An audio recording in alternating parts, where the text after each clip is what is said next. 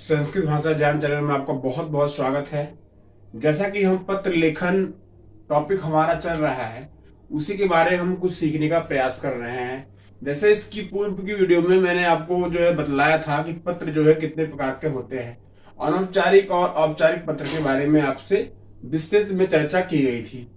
अब पत्र लिखने में किन किन चीजों की सहायता करनी पड़ती है और जो पत्र होते हैं किन किन संबंधों को दर्शाते हैं। पिता का पुत्र के साथ संबंध, गुरु का शिष्य के साथ संबंध, दो अपरिचित व्यक्तियों के साथ कैसा कैसा संबंध पत्र में होना चाहिए और किन शब्दों का हम प्रयोग करते हैं। सबसे महत्वपूर्ण पत्र में यही होता है कि पत्र की शुरुआत कैसे करें और पत्र को अंत में किस प्रकार से लिखें। अगर पत्र की शुरुआत आगाज अच्छा है और अंत अंजाम अच्छा है तो ये मान के चलिए कि पत्र आपका बिल्कुल सही और सटीक माना जाता है। इसलिए पत्र को लिखने के पहले हमें कुछ चीजें जाननी पड़ती हैं, जैसे कि संबंध क्या है। संबंध जानने के बाद उन्हें संबोधन, उन्हें किन नामों से हम बुलाएंगे। अभिवादन, इस जस्ट प्रिय राम के बाद उसको क्या आशीर्वाद के रूप में हम बोलते हैं। छोटा है तो उसे क्या हम आशीर्वाद देंगे, बड़ा है तो उससे कैसे आशीर्वाद हम लेंगे। और अंत में अभिनिवेदन, पत्र के अंत में हम क्या लिखेंगे निवेदन की स्वरूप। निवेदन करने का मतलब प्रार्थना है। उस व्यक्ति जिससे हम प्रार्थना कर रहे हैं पत्र में, पूरे पत्र में, उसके लिए हम किन शब्दों का इस्तेमाल करेंगे ये जानना अति महत्वपूर्ण है। जब तक इन बातों को हम सीखेंगे नहीं, जानेंगे नहीं, तब तक हम सही से पत्र को लिख सकते नहीं। इसलिए यह वीडियो आपके लिए अत्यंत महत्वपूर्ण है। इसलिए मैं आपसे कहना चाहता हूं, जो चैनल से नए जुड़े हैं वो प्लीज चैनल को लाइक कर दें। लाइक पे जरूर से जरूर क्लिक कर दीजिए और चैनल से जो नए जुड़े हैं वो सब्सक्राइब भी कर लें, जिससे नए जब वीडियो आए उनको आप देख सके, समझ सकें और उनसे कुछ ना कुछ सीख सके, क्योंकि हर एक वीडियो में कुछ ना कुछ सीखने के लिए आपके लिए है। इसीलिए मैं आपसे हाथ जोड़ के प्रार्थना करता हूं कि चैनल से जुड़े रहें और लोगों को जोड़ते रहें, इसको शेयर भी करते रहें। तो चलिए आइए अब हम इस वीडियो को देखते हैं कि इस वीडियो में हमारे लिए महत्वपूर्ण चीजें क्या हैं। मैं क्या ऐसी चीज है जिससे आपको कह रहा हूं कि नहीं ये आपके लिए बहुत महत्वपूर्ण है, इसको बहुत ही बारीकी से आप देखिए।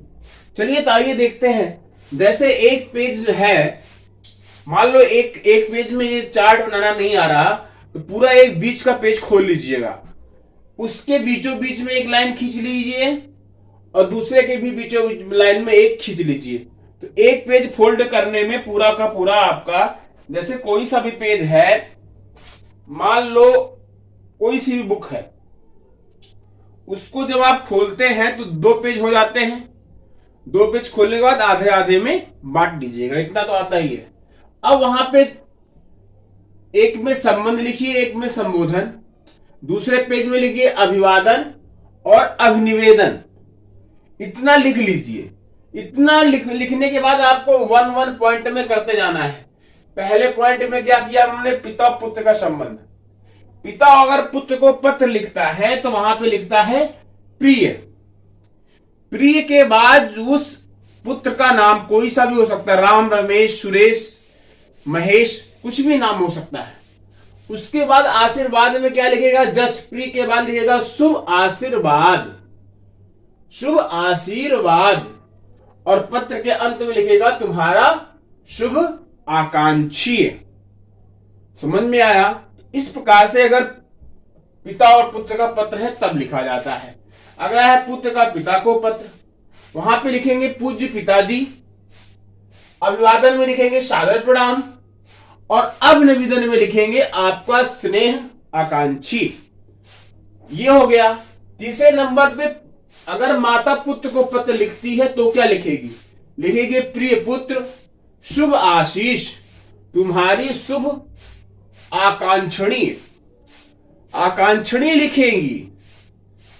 कि तुम्हारे सुख की आकांक्षा रखने वाली को कहते हैं शुभ आकांक्षी। अगला है पुत्र अगर माता को पत्र लिखता है तो क्या लिखेगा? पूजनीय माता जी। अगला शब्द लिखेगा सादर प्रणाम, अभिवादन कहेगा सादर प्रणाम। अगले में क्या लिखेगा? आपका स्नेह आकांक्षी, आपका स्नेह अर्थात दुलार की प्राप्ति करने वाला। अगला है मित्र और मित्र को पत्र लिखता है, यह बहुत महत्वपूर्ण। तो लिखता है प्रिय मित्र प्रसन्न रहो अर्थात खुश रहो हमेशा, और तुम्हारा प्रिय, उसके बाद मित्र का नाम। अगला है गुरु और शिष्य का संबंध। गुरु और शिष्य के संबंध में लिखेंगे प्रिय कुमार, शुभ आशीर्वाद, गुरु आशीर्वाद देंगे। और लास्ट में लिखेंगे तुम्हारा शुभ चिंतक अर्थात तुम्हारे शुभ की कामना करने वाला। अगला लिखेंगे अगर शिष्य और गुरु का संबंध है तो इसको तो आप जानते ही हैं, श्रद्धेय या आदरणीय गुरुदेव, सादर प्रणाम। उनको किस नाम से कहेंगे? उनको प्रणाम कहेंगे आदर के साथ। और आपका शिष्य, अंत में आपका शिष्य लिख देंगे। ये हो गया। अगर दो अपरिचित व्यक्ति हैं तो क्या लिखेंगे? प्रिय महोदय लिखेंगे, सप्रेम नमस्कार, अंत में भवदीय लिखेंगे।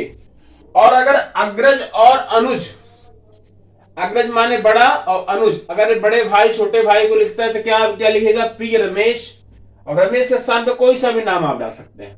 शुभ आशीर्वाद, क्योंकि बड़ा है तो आशीर्वाद देगा। और शुभ आकांक्षी वो भी लिखेगा, शुभ आकांक्षी। अनुज अगर अग्रज को लिखता है अर्थात छोटा बड़े भाई को लिखता है तो लिखेगा पूज्य भ्राता प्रणाम, क्योंकि छोटा है तो प्रणाम करेगा। और आपका स्नेह आकांक्षी, आपके स्नेह और दुलार को प्राप्त मैं कर सकूं ऐसी कामना करेगा।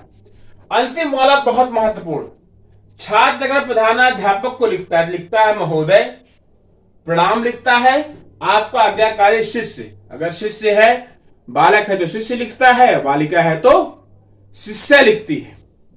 इस प्रकार से आपका ये पूरा का पूरा संबंध, संबोधन, अभिवादन और अभिनिवेदन का ये चार्ट रहा। यह बहुत ही महत्वपूर्ण है।